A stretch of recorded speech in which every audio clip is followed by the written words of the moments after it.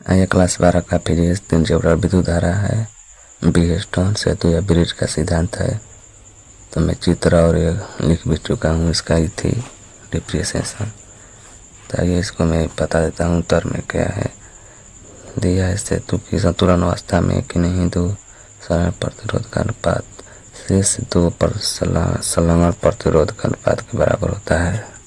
तो सूत्र बनाना है P बट्टा में Q बराबर R बट्टा में S। तो सूत्र की स्थापना करना है। तो आगे चित्र देखता हूँ। चित्र में बना चुका हूँ, ये देखिए मैं चित्र बना चुका हूँ। चित्र बना लीजिएगा बढ़िया ले, जो मैं बना चुका हूँ।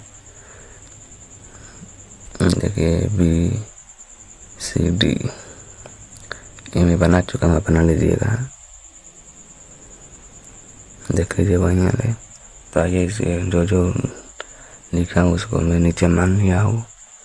तो अब आगे सिद्ध करते हैं। तो ये देखिए मान लिया हूँ, ये भी बता देता हूँ क्या क्या माने हैं।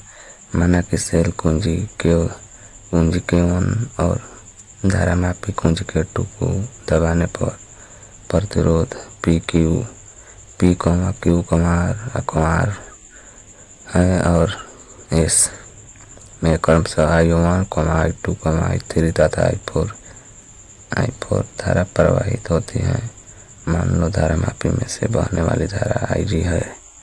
तो ये जो इसमें है वो मैं मान चुका हूँ। तो ये अब सिद्ध करते हैं इसको। तो ये अब लिखते हैं। तो अब यहाँ चलेंगे बिंदु B पर किरचॉफ का प्रथम नियम है। आपका किरचॉफ का भी याद करना होगा, तो अब यहीं जाएगा। तो इसको लिख लेंगे,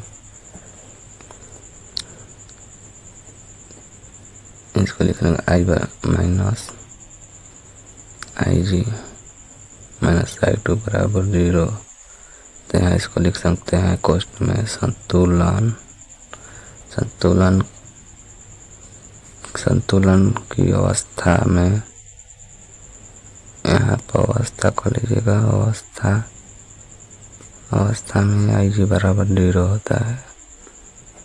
आप यहाँ लिख भी सकते हैं। तो IG बराबर 0 हो जाएगा। तो यहाँ I1 को लीजिएगा। तो यहाँ I1 बराबर हो जाएगा I2। यहाँ समीकरण आप एक को लीजिए। आइए आगे देखते हैं।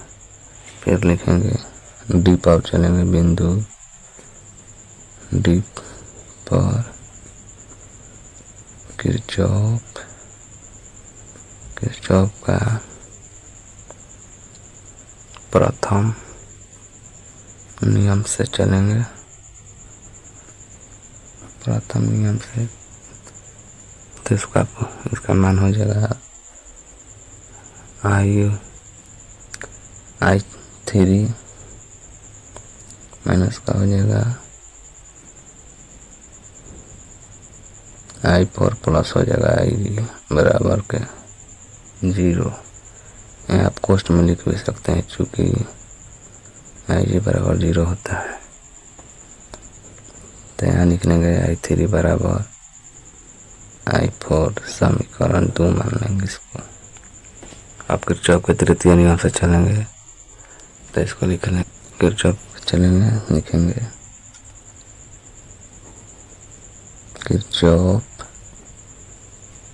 किरचॉफ के तृतीय नियम। किरचॉफ के तृतीय नियम को बंद परिपथ में BCDB में चलेंगे। जब बंद बताता है ये चित्र में मैं समझा देता हूँ कैसे।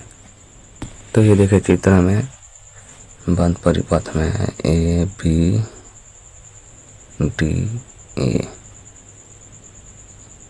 तब ऐसे जाएगा।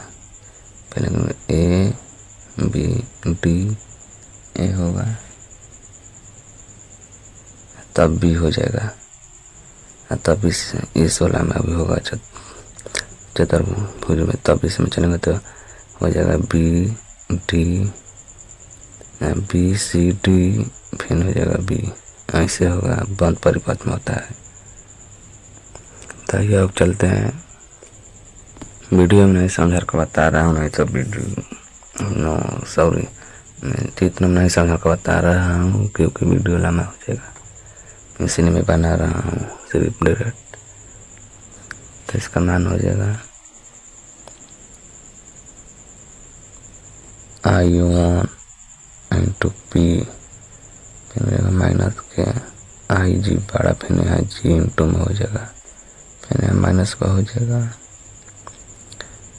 I3 बराबर 0। मैं आपको बता चुका पहले ही आई जी का मान 0 ही होता है, तो इसका हो जाएगा I1 पी बराबर I3, यहाँ आप आर कर लीजिएगा, I3 आर समीकरण 3। फिर चलेंगे किरचॉफ के द्वितीय नियम से, लिखेंगे किरचॉफ के द्वितीय